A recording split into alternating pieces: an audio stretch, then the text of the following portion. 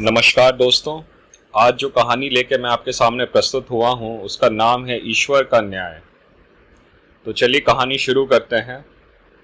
एक रोज रास्ते में एक महात्मा अपने शिष्य के साथ भ्रमण पर निकले। महात्मा को ज्यादा इधर उधर की बातें करना पसंद नहीं था।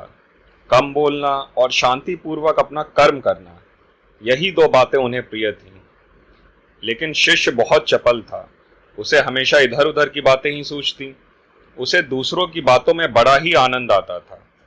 चलते हुए जब वो तालाब से होकर गुजर रहे थे तो उन्होंने देखा कि एक मछुआरा नदी में जाल डाले बैठा हुआ है। शिष्य ये सब देखकर खड़ा हो गया और मछुआरे को अहिंसा परमो धर्म का उपदेश देने लगा। लेकिन मछुआरा कहाँ समझने वाला था। पहले उसने टाल मटोल करनी चाहिए और बात जब बहुत बढ़ गई तो शिष्य और मछुआरे के बीच झगड़ा शुरू हो गया। यह झगड़ा देखकर गुरुजी, जो उनसे बहुत आगे बढ़ चुके थे, लौटे और शिष्य को अपने साथ चलने को कहा एवं शिष्य को अपने साथ पकड़ के ले गए। गुरुजी ने अपने शिष्य से कहा, बेटा, हम जैसे साधुओं का काम सिर्फ समझाना है, लेकिन ईश्वर ने हमें दंड देने के लिए धरती पर नहीं भेजा है। शिष्य ने पूछा, महाराज को ना तो बहुत से दंडों के बारे में पता है और ना ही हमारे राज्य के राजा बहुतों को दंड देते हैं, तो आखिर इसको दंड कौन देगा? शिष्य की इस बात का जवाब देते हुए गुरुजी ने कहा, बेटा, तुम निश्चिंत रहो। इसे भी दंड देने वाली एक अलौकिक शक्ति इस दुनिया में मौजूद है, जिसकी पहुंच सभी जगह है। ईश्वर की दृष्टि सब तरफ है और वो सब जगह पहुंच जाते हैं। इसलिए अभी तुम चलो। इस झगड़े में पड़ना गलत होगा, इसलिए इस झगड़े से दूर रहो। शिष्य गुरुजी की बात सुनकर संतुष्ट हो गया और उनके साथ चल दिया। इस बात को ठीक 5 वर्ष ही बीते थे कि एक दिन गुरुजी और शिष्य दोनों उसी तालाब से होकर गुजरे।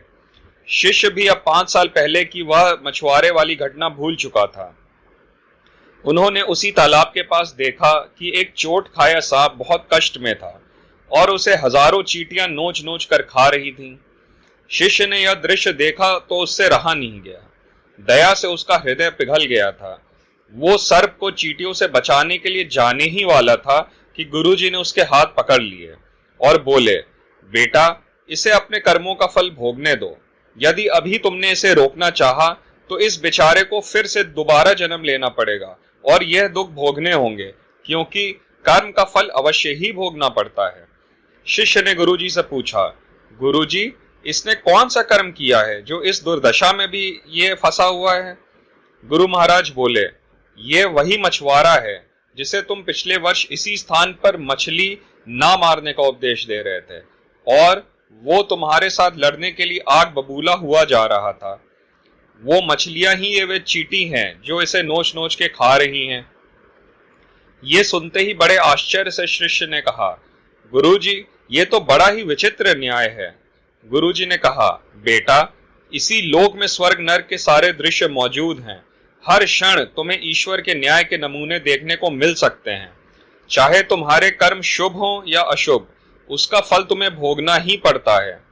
इसलिए ही वेद में भगवान ने उपदेश देते हुए कहा है, अपने किए कर्म को हमेशा याद रखो। ये विचारते रहो कि तुमने क्या किया है, क्योंकि ये सच है कि तुमको वो भोगना पड़ेगा। जीवन का हर क्षण कीमती है, इसलिए इसे बुरे कर्म के साथ व्यर्थ मत जाने दो। अपने खाते में हमेशा अच्छे कर्मों की बढ़ोतरी करो, क्योंकि तुम्हारे अच्छे कर्मों का परिणाम बहुत सुखद रूप से तुम्हें मिलेगा और इसका उल्टा भी उतना ही सही है। तुम्हारे बुरे कर्मों का फल भी एक दिन बुरे तरीके से ही भुगतना पड़ेगा। इसलिए कर्मों पर ध्यान दो, क्योंकि वो ईश्वर हमेशा ही न्याय करता है।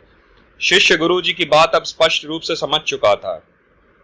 दोस्तों, हम चाहे इस बात पर विश्वास करें या नहीं, लेकिन ये 100% सच है कि ईश्वर हमेशा सही न्याय करते हैं और उनके न्याय करने का सीधा संबंध हमारे कर्मों से है। यदि हमने अपने जीवन में बहुत अच्छे कर्म किए हैं या अच्छे कर्म कर रहे हैं तो उसी के अनुरूप ईश्वर हमारे साथ न्याय करेंगे। ये जीवन हमें इसलिए मिला है ताकि हम कुछ ऐसे कार्य करें जिसको देखकर ईश्वर की आंखों में भी हमारे प्रति प्रेम झलक उठे। धन्यवाद दोस्तों, धन्यवाद।